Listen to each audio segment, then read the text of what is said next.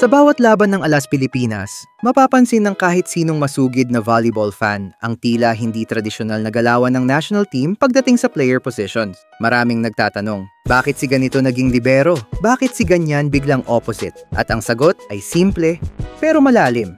Strategic experimentation ni head coach Jorge Souza de Brito.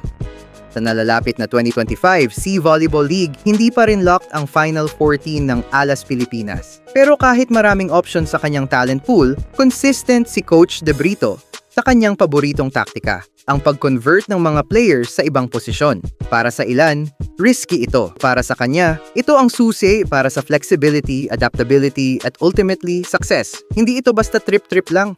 Balikan natin ang 2024 AVC Challenge Cup. Dito niya ginawang opposite spiker si Angel Canino na natural outside hitter. Hindi lang ito naging matagumpay, kundi nagbunga pa ng bronze medal para sa bansa at isang Best Opposite Spiker Award para kay Canino. Proof na may saysay ang mga eksperimento.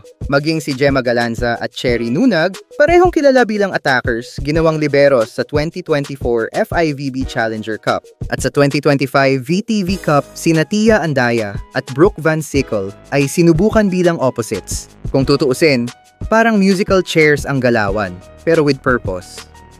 Ayon kay Coach De Brito, ginagawa niya ito hindi lang dahil kailangan, kundi dahil nais niyang matutong mag-adapt ang mga players sa iba't ibang sitwasyon. I'm really happy because if we'll have any problem during any competition, we can use any player to do another position. Hindi rin siya basta-basta namimili ng big names. Ang mas mahalaga sa kanya ay ang team chemistry at kung paano sila babagay sa sistema. We need to grow as a team and not just adding star players. Kaya kahit minsan parang sayang ang momentum o hindi tugma sa inaasahan ng fans, may malalim na dahilan kung bakit niya ito ginagawa.